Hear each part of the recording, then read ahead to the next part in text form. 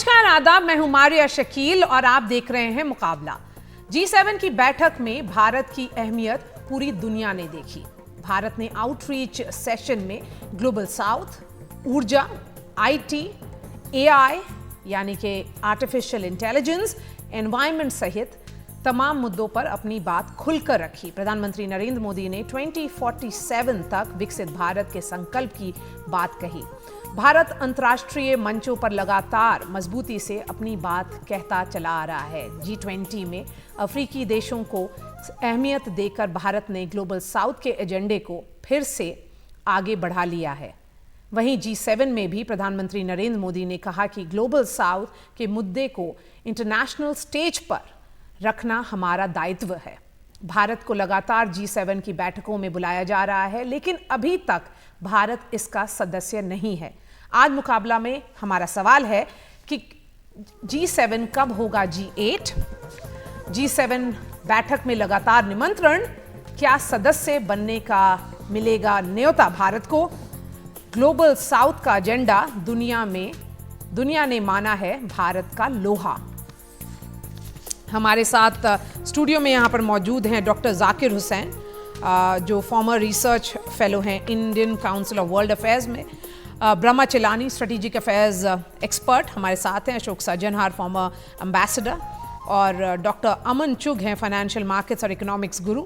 और हर्ष वी पंत भी हमारे साथ जुड़ रहे हैं, head of strategic studies at ORF। Ambassador Sajjanhar, मैं आपके पास आऊँगी सबसे पहले। एक तरह से जब G20 में भारत ने ग्लोबल G21 बना दिया और जो अफ्रीकन यूनियन को इंक्लूड करके एक मैसेजिंग कर दी कि जो डिस्कनेक्ट है वो अब नहीं होना चाहिए, तो इसी तरह से G7 कब तक G7 रहेगा? क्योंकि जो विजिबल डिस्कनेक्ट है ये इकोनॉमीज में और रेस्ट ऑफ द वर्ल्ड में वो अब साफ तौर पे दिख रहा है। जी, बहुत धन्यवाद मरिया, मुझे अपने कार्यक्रम में आमंत्रित करने के लिए। देखिए, मैं कहूँगा ये जो दो आप इक्विवेलेंस ड्रॉ करने का प्रयास कर रही हैं, this is a false equivalence. G20 में अफ्रीकन यूनियन का आना लाजमी था। वहां पर आपने देखा है यूरोपियन यूनियन एक सदस्य है जिसके 27 मेंबर्स हैं यूरोपियन यूनियन के। यहाँ पर अफ्रीका में अफ्रीकन यूनियन रिप्रेजेंट कर रहा है 50 से ज्यादा देशों को, और वो उनके जो मुद्दे हैं, जो दुनिया में आप देखिए, अगर युद्ध होता है, कोविड-19 होता है, रूस यूक्रेन का, सबसे बुरा असर वहां पर डेवलपिंग कंट्रीज पर पड़ता है। और ये जो अफ्रीका के 50 देश हैं सब डेवलपिंग कंट्रीज हैं, तो उनकी जो कंसर्न्स हैं, उनकी जो एंग्जाइटीज है, उनकी जो चिंताएं हैं, उनको G20 के उस पर मंच पर लाना जरूरी था। अब यहां पर जो हम बात करते हैं, ये G7 के जो देश हैं, ये 1970 में ये बने थे। अभी 50वीं वर्षगांठ वो मना रहे हैं, तो 1974 में हुआ। This is a grouping of rich countries, of developed countries, of prosperous countries. आप क्या कहेंगे जो भारत एक रिच और डेवलप्ड कंट्री है? ठीक है, हम 5वीं उस पर अर्थव्यवस्था पर हमारी वो उस पर पहुंच गए हैं, और बहुत जल्दी, बहुत शीघ्र 3वीं पर पहुंच जाएंगे। $5 ट्रिलियन इकोनॉमी हो जाएगी। पर आप अपना पर कैपिटा देखिएगा, 2000 है। 2000 से 3000 हो जाए, 6000 हो जाए, 12000 हो जाए, हम डेवलप्ड कंट्री बनने में हमको अभी समय लगेगा। और डेवलप्ड कंट्री, ये जो सब देश है, इनकी जो पर कैपिटा इनकम है वो $50,000 है। तो मैं ये कहूंगा बहुत ही छोटे में, जो एक तो G7 को G8 बनाने का भारत को न्योता मेरे विचार से नहीं आने वाला है, because there is a big mismatch between the two. और दूसरा, अगर ये न्योता आया भी तो भारत को उसे एक्सेप्ट नहीं करना चाहिए, बिकॉज भारत का एक और अपना अहम रोल है। भारत का रोल है as a bridge between the north and the south. We are the voice of the global south and the developing nations. तो अगर बिल्कुल। वो ब्रिज का रोल अगर भारत अच्छे से निभा रहा है और बार बार न्योता आ रहा है, क्योंकि शायद ये भी एक एक्सेप्टेंस है कि इंडिया को एक सेंस है ओवरऑल कि किस तरह से ग्रोथ है और क्या क्या कंसर्न्स हैं बाकी सब देशों के। इसीलिए ही मेरा सवाल है आपसे ब्रह्मा चिलानी जी, G7 में कनाडा, इटली, ब्रिटेन और फ्रांस से बड़ी है भारत की अर्थव्यवस्था, ये भी एक फैक्ट है। उसके अलावा अगर 2030 की बात की जाए, जो एक टारगेट सेट किया गया है, उसमें भी भारत का क्लियर टारगेट है कि यहाँ तक पहुँच जाएंगे। तो अगर डेवलप्ड और डेवलपिंग नेशंस के बीच में अगर भारत ब्रिज है, तो क्या वो अपना रोल बेहतर तरीके से परफॉर्म कर सकता अगर वो इस हाई टेबल का भी पार्ट हो? पहली बात तो ये है कि G7 एक समय G8 था, रूस इसका सदस्य था, मगर रूस को उन्होंने एक्सपेल कर दिया। अब बाकी जो 7 देश रह गए G7 में, उनके बीच में सिक्योरिटी अरेंजमेंट्स हैं। यूएस उनका लीडर है और ये बाकी 6 अमेरिका के अलाइज हैं। तो उनका बहुत ही डीप कनेक्शन है, सिक्योरिटी कनेक्शन, इकोनॉमिक कनेक्शन। और भारत तो एक इंडिपेंडेंट पावर है। जहाँ तक भारत की इकोनॉमिक स्ट्रेंथ का सवाल है, India most likely this year will overtake German economy, और आने वाले 2 साल के अंदर India will overtake Japan economy. तो इंडिया 3rd लार्जेस्ट इकोनॉमी बन रहा है बहुत ही जल्दी। मगर असली बात यह है कि दुनिया का सबसे इम्पोर्टेंट इकोनॉमिक फोरम G7 नहीं है, G20। और इंडिया ने last year G20 summit host किया था और बहुत सक्सेसफुली। G20 मेन फोरम है ग्लोबल डिसीजन मेकिंग के लिए। इकोनॉमिक इश्यूज हो, क्लाइमेट चेंज हो, ये डिसीजंस G20 में लिए जाते हैं। और भारत G20 को स्ट्रेंथन करने की पूरी कोशिश करनी चाहिए। अफ्रीकन यूनियन को लाके G20 को मोर रिप्रेजेंटेटिव बनाया भारत ने, ये इम्पोर्टेंट स्टेप है। मगर यूक्रेन के युद्ध के बजाय जो प्रॉब्लम्स आ रही हैं G20 के फंक्शनिंग में, वो प्रॉब्लम्स हटने चाहिए। उससे G20 एक बहुत ही डायनेमिक, फॉरवर्ड लुकिंग इंस्टीट्यूशन बन सकता है। तो फिर यही मेरा सवाल होगा हर्ष पंत से।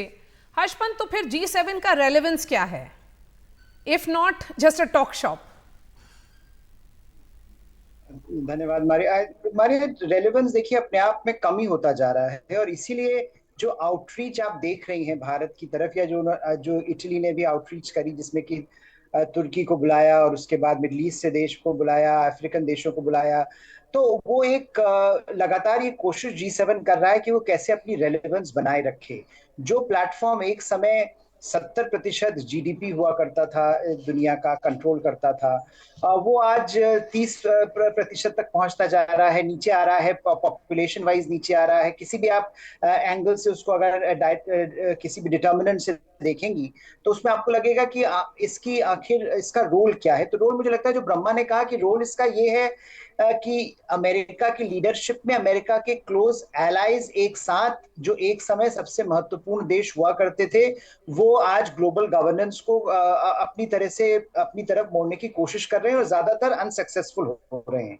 तो उसमें जो आउटरीच G7 करता है भारत जैसे देश के लिए, या जो मध्य पूर्व से देश इस बार शिरकत किया, अफ्रीका मेडिटेरेनियन से देशों ने शिरकत करी, तो उसका एक अपने आप में वो कह रहे हैं कि हम इरेलेवेंट होते जा रहे हैं। अगर हम अपने आप को री इन्वेंट नहीं करेंगे तो हमारे लिए G7 के ये सोच रहा है कि उसके लिए बड़ी मुश्किलात जो है वो बढ़ती जाएंगी। तो मुझे लगता है वो अपनी रेलेवेंस खुद ही खोज रहे हैं, और रेलेवेंस की तरफ जो बढ़ रहे हैं as a global governance platform, not as a bilateral platform. वहां पर उनकी रेलेवेंस है, आपस में उनकी जो थिक सिक्योरिटी स्ट्रक्चर्स हैं, आपस में उनकी जो डिप्लोमेटिक और इकोनॉमिक टाइज हैं, वो हमने देखा कि कैसे स्ट्रेटेजिक, अगर आप इश्यूज पर बात करें तो आज भी रूस के खिलाफत में वो एक साथ खड़े हैं।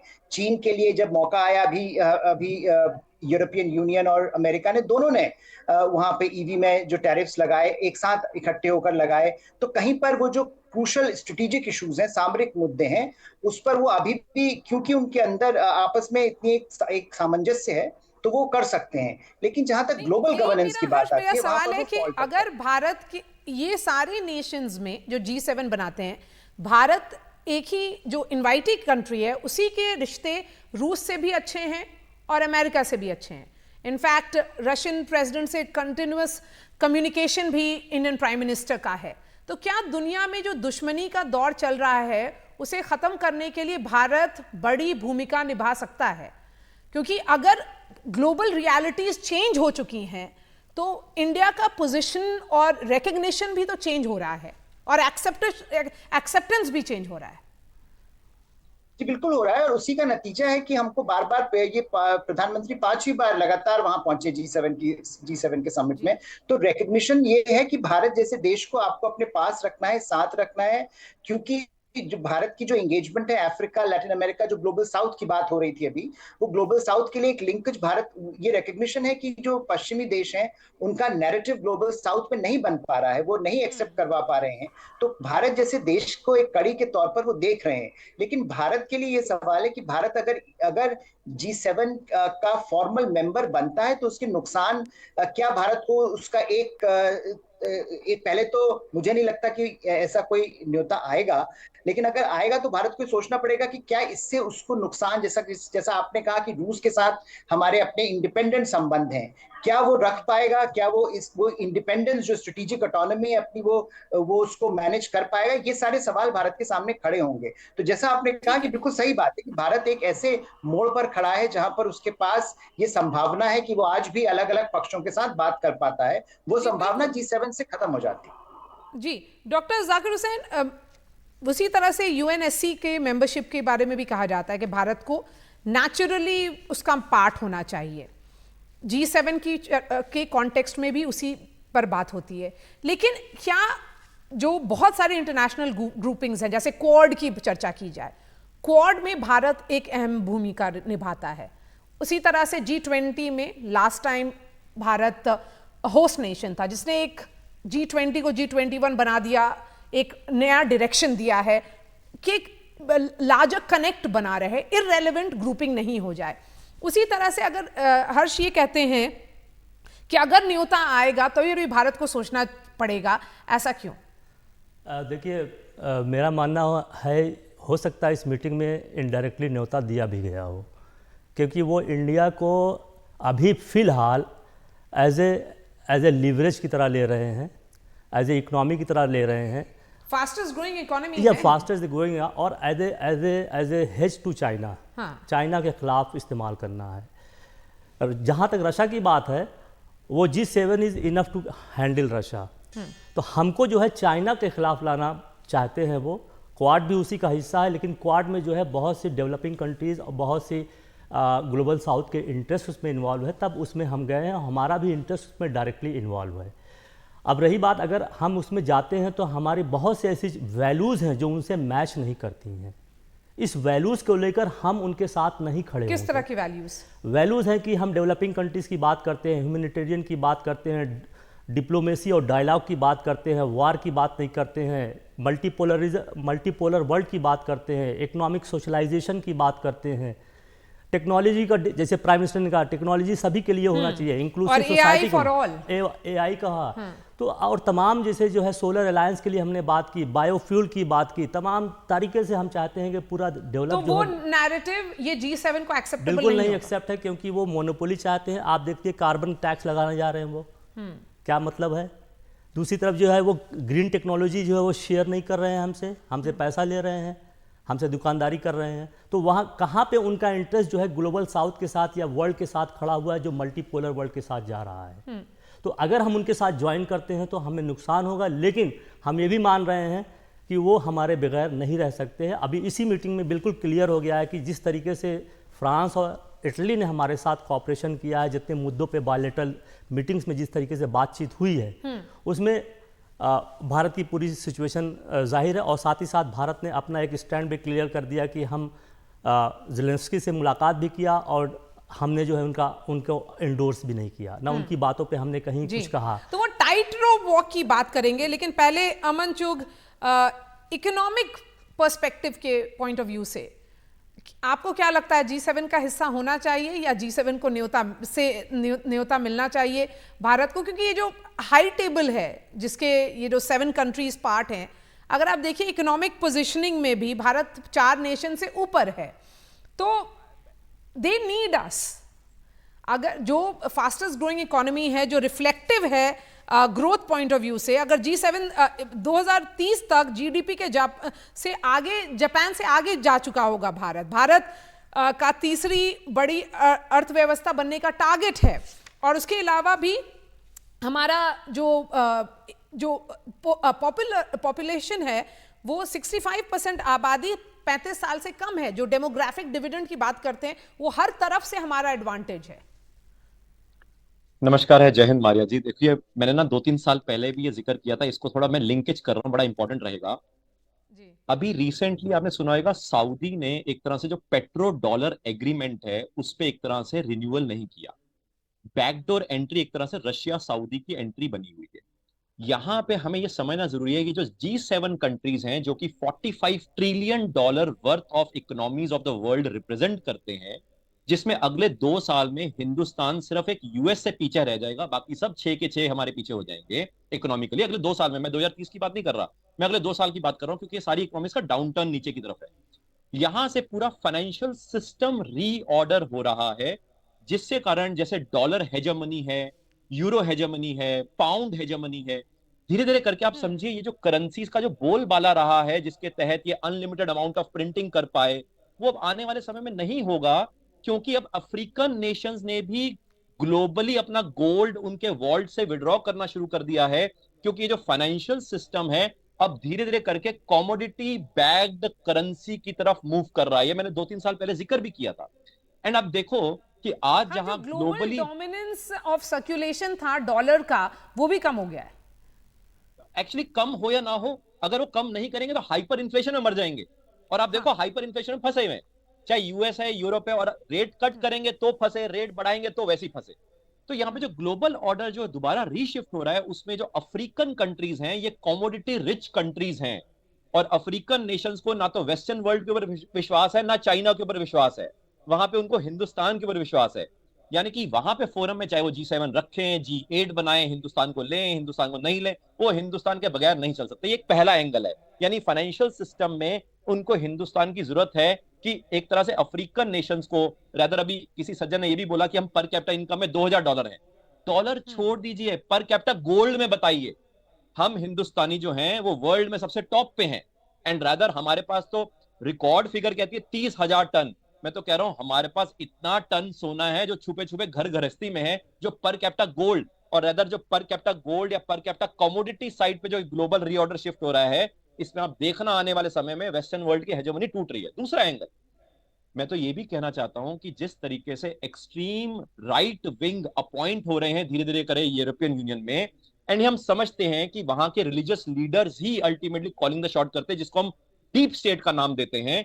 तो हमें ये मानना चाहिए कि आने वाले समय में हिंदुस्तान से वो पूछेंगे, मोदी गवर्नमेंट से वो पूछेंगे कि हम अपनी इकोनॉमिक पावर को कैसे ठीक कर सकते हैं। ये दोनों फोरम के कारण उनको कहीं ना कहीं हिंदुस्तान को अपने साथ में रखना ही पड़ेगा, नहीं तो वो एक तरह से अफ्रीकन नेशंस की तरफ से जो कमोडिटी बैक्ड सिस्टम है वहां पे फंस जाएंगे, और नहीं तो ग्लोबल वॉर में तो वैसे ही अनलॉक होंगे।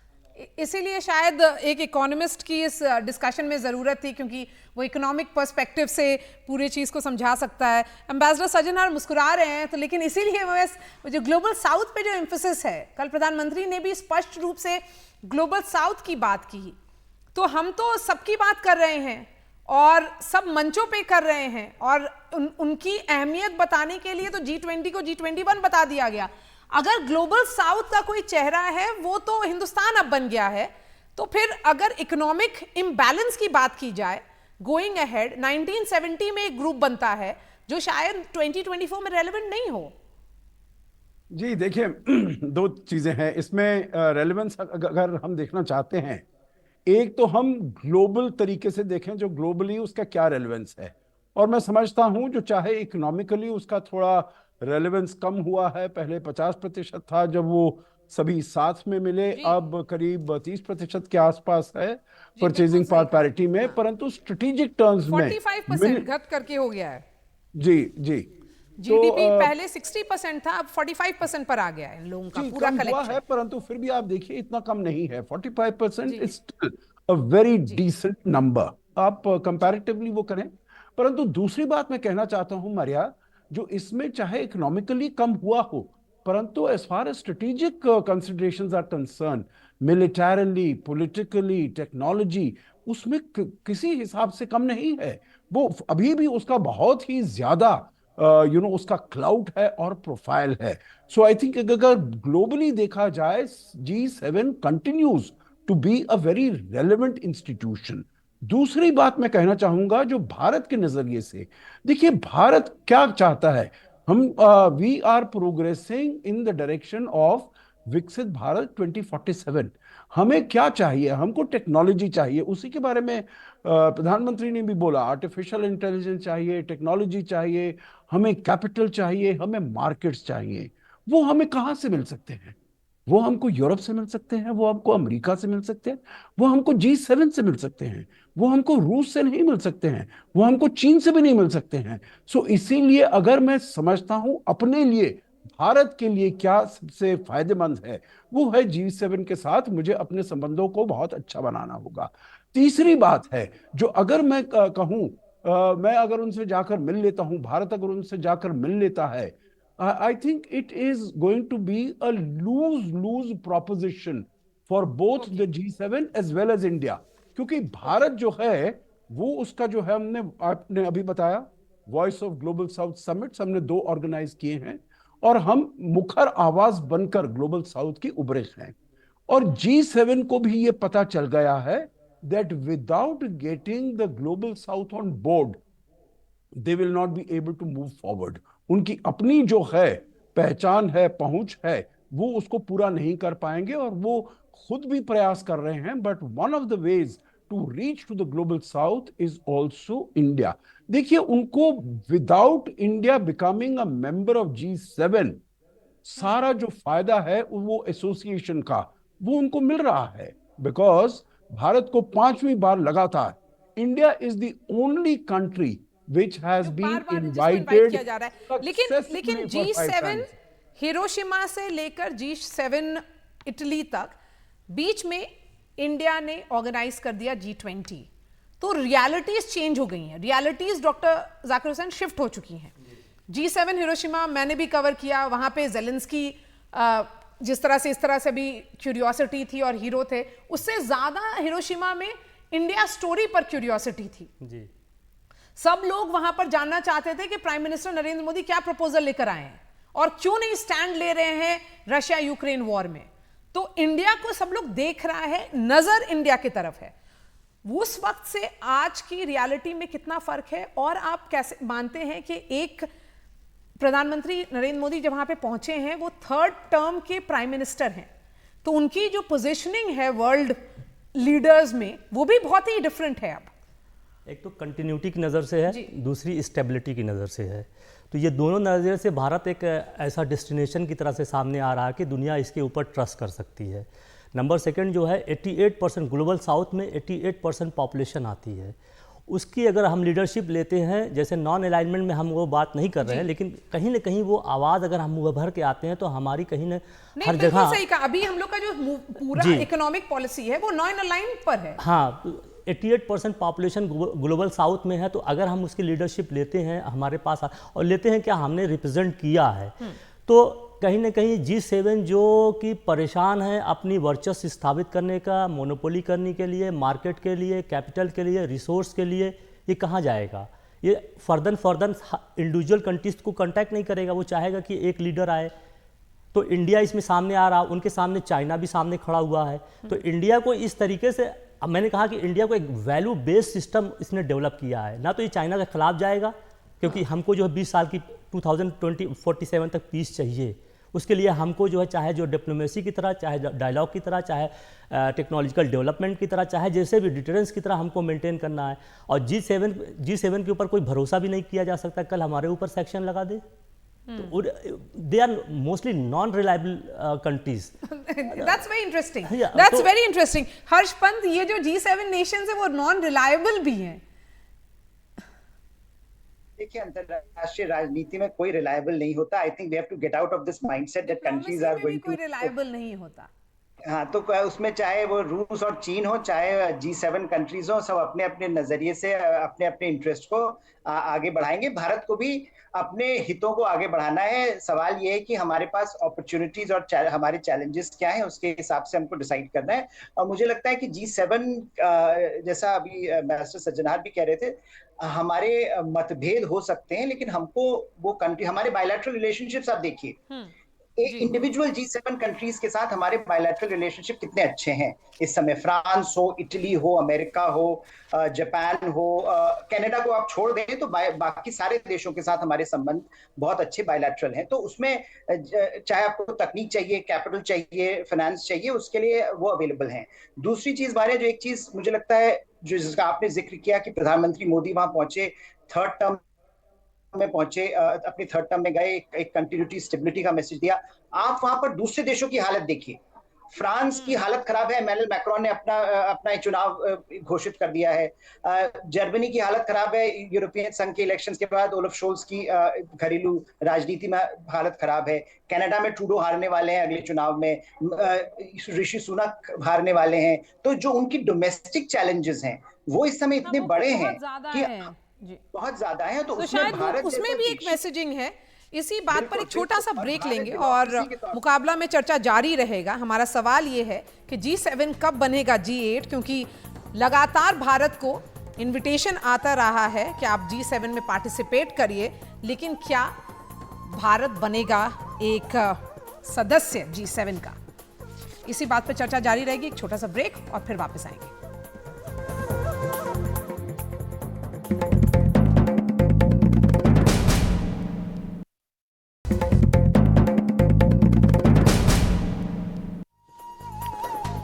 ब्रेक के बाद आपका स्वागत है। मैं हूं मारिया शकील और आप देख रहे हैं मुकाबला। मैं अब ब्रह्मा चिलानी जी के पास आऊंगी। ब्रह्मा चिलानी जी, भारत कोई भी गुट में जल्दी शामिल होने के लिए तैयार भी नहीं है, क्योंकि उसको पता है अपने जो नॉन अलाइंड पोजीशन से सारे नेशन से एक डिप्लोमेटिक इक्वेशंस है। उस कॉन्टेक्स्ट में क्या रोल होगा गोइंग फॉरवर्ड?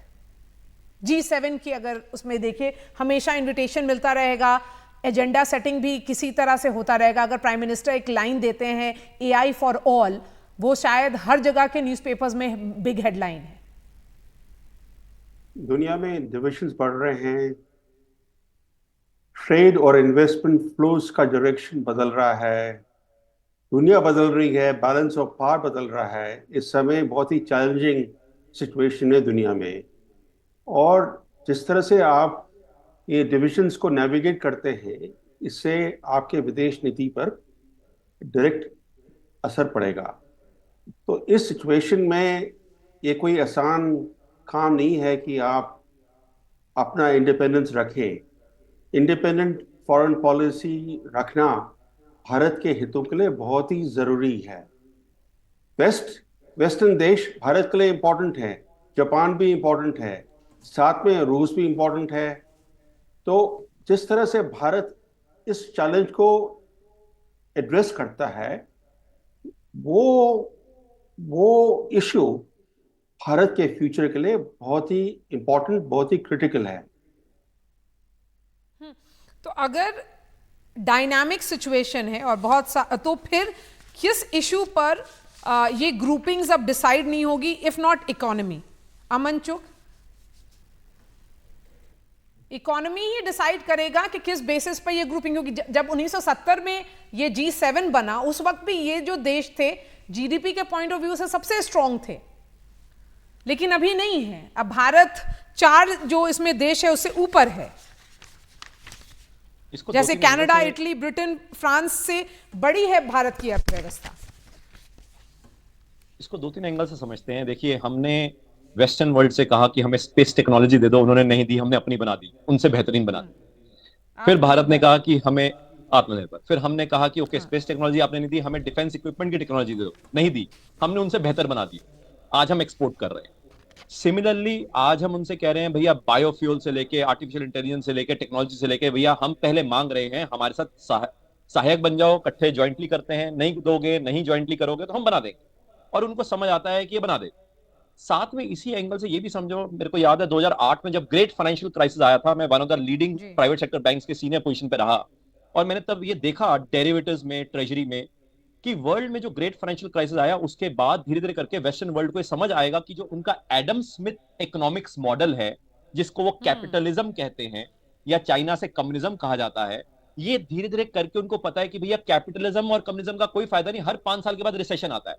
तो अल्टीमेटली हिंदुस्तान के पास ऐसा कौन सा मॉडल था, भारत के पास ऐसा कौन सा मॉडल था कि लगातार 2000 साल 30% ऑफ द वर्ल्ड जीडीपी को उसने कंट्रीब्यूट किया before the Mughals invaded India. And इसका मतलब ये कहीं ना कहीं हम उसी मॉडल की तरफ मूव कर रहे हैं। और मैं आपको ये आंसर दोबारा लिंक करके दे रहा हूं कि जो चाइना और अमेरिका की शादी हुई थी ना चिमेरिका के नाम से, जो कि एक तरह से 1970 में, तो आप देखो वो शादी यूएस हर बार चेंज करता आया। पहले जर्मनी की ओर बॉम्बिंग करी और जापान की ओर बॉम्बिंग करी, जो कि जरूरत नहीं थी सेकेंड वर्ल्ड वॉर में। फिर उसने गोल्ड की बैकिंग में डॉलर को बना दिया, 1970 में गोल्ड को गायब कर दिया, एंड अल्टीमेटली अब वो फिर अपनी सहूलियत के हिसाब से अपने चेंजेस करता रहेगा। और ये नेटो कंट्रीज को समझ है। अब मेरे पास यहाँ बस से हमें इतना NATO वक्त है countries कि का एम्बेसडर breakup- सज्जनहार अपना लास्ट कमेंट्स दे पाए। एम्बेसडर सज्जनहार। जी मारिया, मैं तो ये सोचता हूँ जो आपका पहला प्रश्न था उसका अगर मैं जवाब दूं, भारत डी जोरे G7 का मेंबर नहीं बनेगा, G8, बट डी फैक्टो जैसे हम करते रहे हैं पिछले 5 साल से लगातार न्योता मिल रहा है, और मेरे विचार से ये आता रहेगा, क्योंकि ये G7 के लिए आउटरीच के लिए बहुत इंपॉर्टेंट है। देखिए आजकल Bharat, India has become a partner of choice for all countries. सभी देश चाहते हैं जो भारत के साथ संबंध अच्छे हों। और जैसे मैं कह रहा था, भारत केवल नॉर्थ और साउथ के बीच में ब्रिज नहीं है, it is also a bridge, जो आपने कहा, between east and the west, between Russia and the United States and Europe. तो ये वाला रोल है, ये मेरे विचार से भारत इसको पूरा करता रहेगा।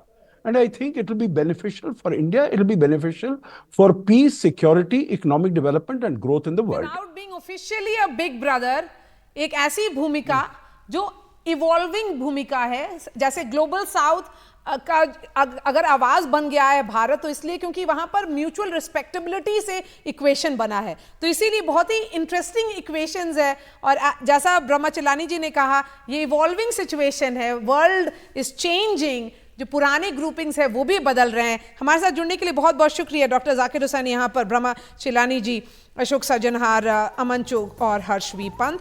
मुकाबला में बात यहीं तक, अगले हफ्ते फिर से आएंगे, एक नए इशू पर मुकाबला करेंगे। शुक्रिया हमारे साथ जुड़ने के लिए।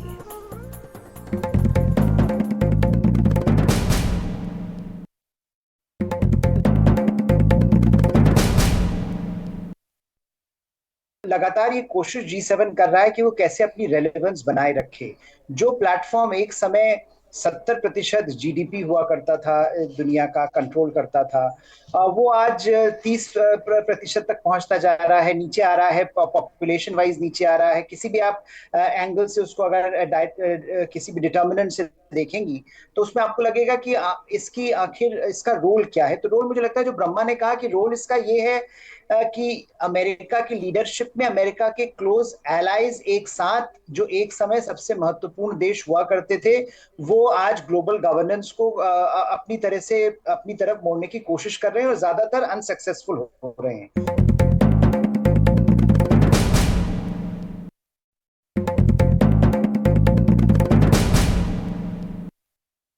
अगर हम उसमें जाते हैं तो हमारी बहुत से ऐसी वैल्यूज़ हैं जो उनसे मैच नहीं करती हैं। इस वैल्यूज़ को लेकर हम उनके साथ नहीं खड़े। किस तरह की वैल्यूज़? वैल्यूज़ हैं कि हम डेवलपिंग कंट्रीज़ की बात करते हैं, ह्यूमैनिटेरियन की बात करते हैं, डिप्लोमेसी और डायलॉग की बात करते हैं, वार की बात नहीं करते हैं, मल्टीपोलर वर्ल्ड की बात करते हैं, इकोनॉमिक सोशलाइजेशन की बात करते हैं, टेक्नोलॉजी का, जैसे प्राइम मिनिस्टर ने कहा, टेक्नोलॉजी सभी के लिए होना चाहिए, inclusive society for all, AI कहा। तो और तमाम जैसे जो है सोलर अलायंस के लिए हमने बात की, बायोफ्यूल की बात की, तमाम तरीके से हम चाहते हैं कि पूरा डेवलप। तो वो नैरेटिव ये G7 को एक्सेप्टेबल बिल्कुल नहीं एक्सेप्ट है, क्योंकि वो मोनोपोली चाहते हैं।